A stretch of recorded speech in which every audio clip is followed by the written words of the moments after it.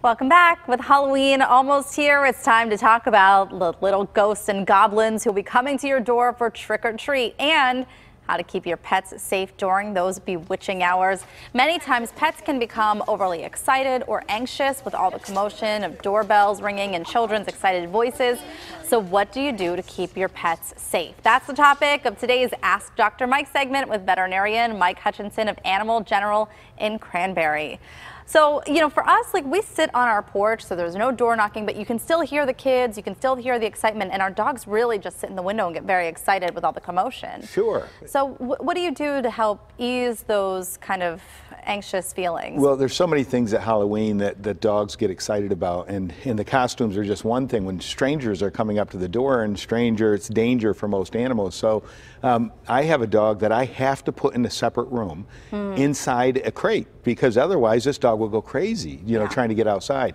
So we have to be aware of that, and I think the best thing we can do for our pets is to safely put them in a room and play some music or do something, distract them, so they're not stressed by all of this, because they can get really stressed.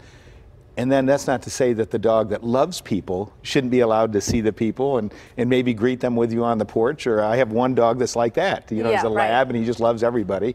And it doesn't matter what you look like, he loves you. So understand your animal and what they can handle and what they can't. Exactly right. And then you go into the costumes. People like to put the costumes on their pet, and not every pet does well with a costume. So I always tell people the birthday suit isn't bad for Halloween for a dog. It's not a bad costume.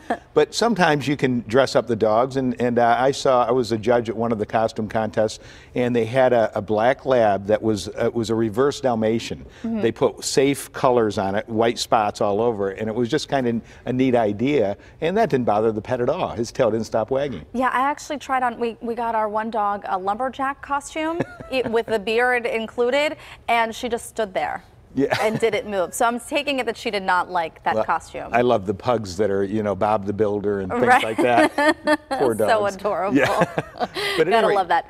We have to think about the pumpkins. We have to think about a lot of people like those light sticks and potpourri and all of those other dangers. Everybody knows about candy now. They know don't give chocolate to your dog. Right. There are a lot of xylitol, sugar-free sweetener in a lot of candies that are very toxic to dogs and can kill them if they eat it. So you always want to avoid the candy, and you have to make a concerted effort around Halloween time to keep that candy away from the pets.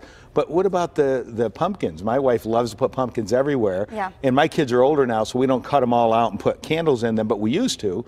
And you have to worry about fire dangers. You have to worry about pets that love pumpkin because it tastes good. Yeah. And it's not just the deer that like to eat it, it's the pets too. Is it dangerous for animals to eat pumpkin? A little bit of pumpkin's fine. We actually recommend pumpkin as a good source of fiber in dogs and cats. It's a very good source of fiber, but a lot of it can make them sick. And then that pumpkin, it could rot. Right. And so we don't want them to get rotten pumpkin, because that would be bad.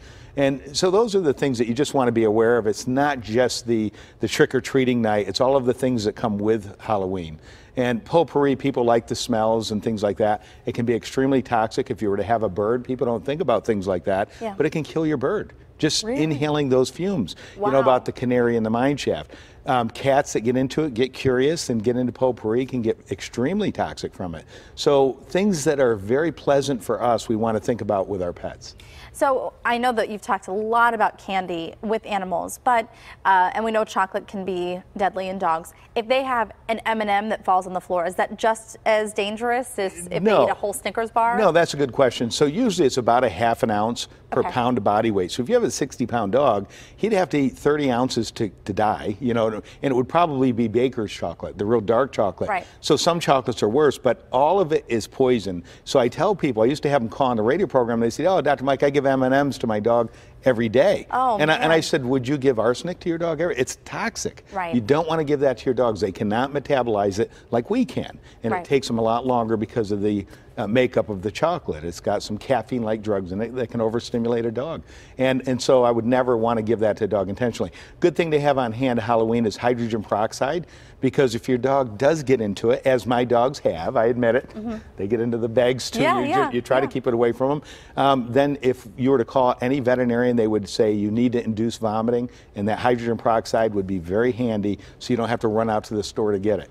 So 3% hydrogen peroxide, have it on hand, should be part of every pet owner's first aid kit. And how much do you give Well, we usually use about a tablespoon per 15 pounds. Okay. If you call, you don't have to remember that. If you call, and every veterinarian and every poison control knows that dose. Okay, very good stuff. Thank you so much for sharing those tips. And you're welcome. What do you say, costume or no costume for my dogs? I say no costume. And don't be afraid of the black cats. Right, okay. All right, thanks so much. Thanks to Dr. Mike Hutchinson of Animal General in Cranberry and regular contributor on the Ask Dr. Mike segment here on PTL. You can also check out his podcast at drmikehutchinson.com.